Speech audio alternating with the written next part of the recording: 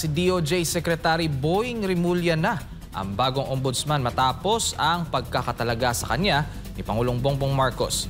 Pangako ng bagong ombudsman, magkakaroon ng transparency at accountability sa kanyang tanggapan.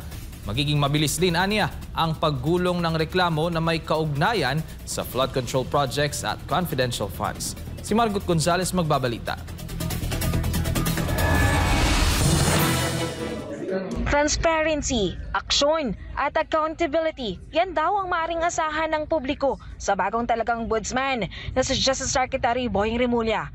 Oktubre 7 ng kasalukuyang taon, itinalaga na si Rimulya sa posisyon ni Pangulong Bongbong Marcos Jr. Nung hiningi ko yung trabahong ito, yun na sa isip ko talaga na yung accountability mapalakas natin sa lahat. Bukod sa iba pang mga tungkulin na pwede nating gampanan sa pagiging ombudsman. Ayon kay Rimulya, gagalaw ng mabilis ang mga reklamo na may kaugnayan sa flood control projects kasabay ng kanyang pag-upo sa posisyon. Matatandaan na may mga reklamo ng isinampa ang DPWH sa naturang tanggapan laban sa mga diskaya kay Congressman Saldico at sa mga district engineer ng DPWH. Tututukan din anya ni Rimulya ang mga isasampang reklamo ng DOJ at ng Independent Commission for Infrastructure. Maasahan na gagalaw yan na mabilis. At susubukan natin pabilisin ang proseso kasi nga hindi naman ito lihim na sa atin. Alam na natin ang nangyari, kaya pabibilisan natin ang kaunti ito. Dagdag pa ng bagong ombudsman, wala siyang papanigan at bubuksan din daw niya ang committee report ng Kamara kaugnay ng confidential funds ni Vice President Sara Duterte.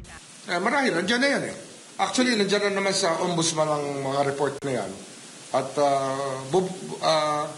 bubuknatin natin, pag-aaralan at tatanungin natin yung mga may hawak doon ngayon. Mga may hawak at yung may tungkulin na hawakan ng mga kasong yon. Marami na pong mga kritiko, nagsasalita. Senator Amy Marcos is saying na pag kayo raw po ay naupo, asahan na raw po ang mga kaso laban daw po sa mga Duterte at sa mga alyado nito. Alam nyo, noong naging DOJ Secretary ako, ang unang-una kong tinanggal, weaponization ng batas. And it will not be weaponized. Sisiguraduhin ko sa lahat yan. Wala itong sisinuhin.